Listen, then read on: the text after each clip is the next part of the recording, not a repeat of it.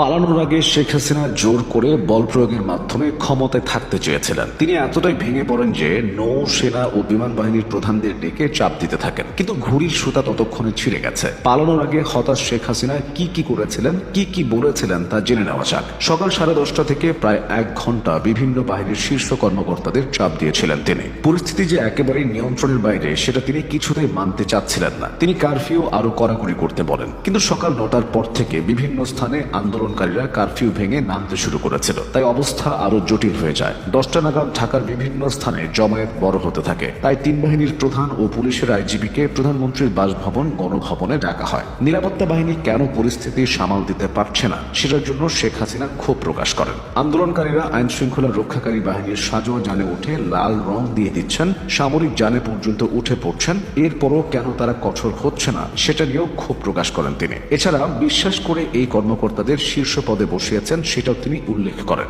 IGP জানান, পরিস্থিতি যে পর্যায়ে গেছে তাতে পুলিশের পক্ষেও আর বেশি সময় ধরে এরকম কঠোর অবস্থান ধরে রাখা সম্ভব নয়। ওই সময়ে শীর্ষ কর্মকর্তাদের পক্ষ থেকে বোঝানোর চেষ্টা করা হয় বল প্রয়োগ করে এই পরিস্থিতি সামাল দেওয়া যাবে না, কিন্তু শেখ হাসিনা সেটা মানতে চাচ্ছিলেন না। তখন কর্মকর্তারা শেখ রেহানার সঙ্গে আরেক কক্ষে আলোচনা করেন, তাকে পরিস্থিতি জানিয়ে শেখ হাসিনাকে বোঝাতে অনুরোধ করেন। শেখ রেহানা এরপর বড় বোন শেখ হাসিনার সঙ্গে আলোচনা করেন, কিন্তু তিনি ক্ষমতা ধরে রাখতে অনড় থাকেন। এক পর্যায়ে বিদেশে থাকা সজীব ওয়াজিদ জয়ের সঙ্গে ফোনে কথা বলেন একজন শীর্ষ কর্মকর্তা। এরপর জয় তার মায়ের সঙ্গে কথা বলেন। জয় তার মাকে বোঝান দেশে থাকা তার জন্য নিরাপদ নয়। শেখ হাসিনার শারীরিক নিরাপত্তার জন্য সবাই উদ্বিগ্ন ছিল। তারপর শেখ হাসিনা পদত্যাগে রাজি হন। তিনি তখন একটা ভাষণ রেকর্ড করতে চান জাতির উদ্দেশ্যে প্রচারের জন্য। ততক্ষণে গোয়েন্দা তথ্য আসে যে বিপুল সংখ্যক ছাত্র জনতা শাহবাগ ও উত্তরা থেকে গণভবনের দিকে রওনা হয়েছে। দূরত্ব বিবেচনায় 45 মিনিটের মধ্যে শাহবাগ থেকে গণভবনে আন্দোলনকারীরা চলে আসতে পারে বলে অনুমান করা হয়। ভাষণ রেকর্ড করতে দিলে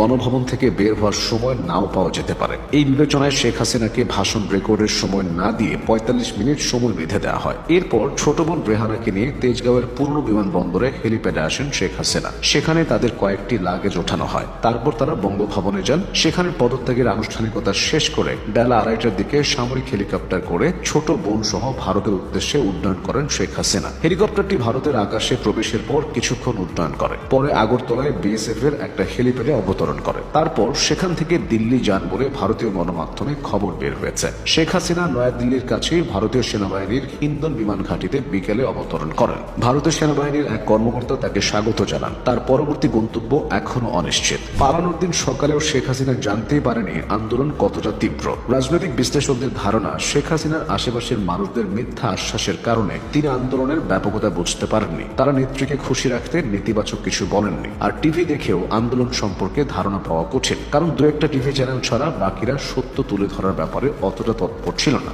সে যাই হোক, নেত্রী পালালেও আওয়ামী লীগের অনেক নেতা দেশ ছাড়তে পারেননি। বেশিরভাগই আত্মগোপনে রয়েছেন। তাদের বাসভবন ও ব্যবসা প্রতিষ্ঠান ব্যাপক ক্ষতির মুখে পড়েছে।